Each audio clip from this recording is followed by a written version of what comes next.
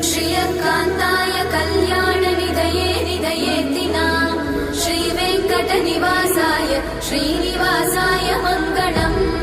लक्ष्मी सविभ्रमालोकसुभुविभ्रमचक्षुषे चक्षुषे सर्वलोकानां वेङ्कटेशाय मङ्गलम् श्रीवेङ्कटाद्रिशृङ्गाग्रमङ्गलाभरणाग्रये मङ्गलानां निवासाय श्रीनिवासाय मङ्गलम् सर्वावयव सौन्दर्य सम्पदा सर्वचेतसां सदा सम्मोहनायास्तु वेङ्कटेशाय मङ्गलम् नित्याय निरवध्याय सत्यानन्दचिदात्मने